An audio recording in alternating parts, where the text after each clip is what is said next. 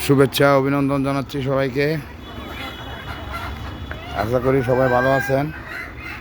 আমি একদম সোজা সহজে দেশি মুরগি পালন করি আপনাদেরকে দেখাচ্ছি। এই যে দেখেন, ওদেরকে এখন বিকেল, খাবার দিয়ে দিছি। খাবারের পরে ওদেরকে এই ঘরে বন্দি করে দিব। এই সহজে বলতে আমি সকালে ওদেরকে এই ঘর থেকে ছেড়ে দেই, খাবার দিয়ে চলে যাই। দুপুরে আবার খাবার দেই, বিকেল আবার এই খাবার দিয়ে দরজা বন্ধ করে দিই। এই হচ্ছে আমার একদম সহজে দেশি মুরগি পালন। আপনারা ইচ্ছে করলে আপনারাও পালন করতে পারবেন। বড় মুরগি দিয়েও শুরু করতে পারবেন, ছোট মুরগি দিয়েও শুরু করতে পারবেন। একটু অভিজ্ঞতা থাকলেই একদম সোজা সহজ হয়ে যাবে দেশি মুরগি পালন। আপনারা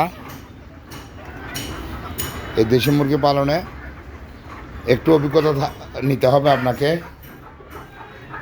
মুরগি পালন করে মুরগির থেকে এই অভিজ্ঞতা নিয়ে আপনারা শুরু করতে পারবেন।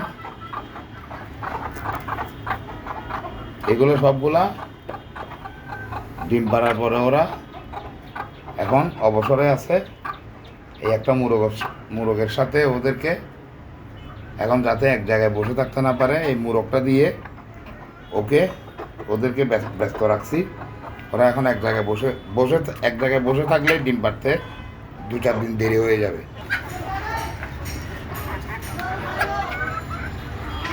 যদি ওরা এক জায়গায় বসে থাকে তাহলে কিন্তু ডিম পাড়তে কিন্তু দেরি করে ফেলবে। যদি ওদেরকে একটা মুরগের সাথে আলাদা দিয়ে দেন, ওরা এক জায়গায় বসে থাকতে পারবে না, মুরগে ওদেরকে পাইচারির মধ্যে রাখবে।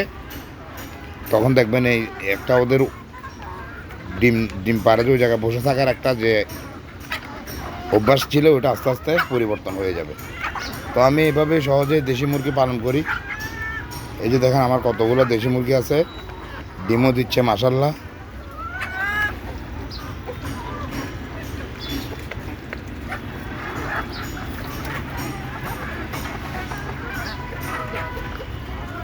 আপনারা ইচ্ছে করলে এই ডিম পাড়া মুরগি দিয়েও শুরু করতে পারবেন, 1 মাসের বাচ্চা দিয়েও শুরু করতে পারবেন নতুন হলে।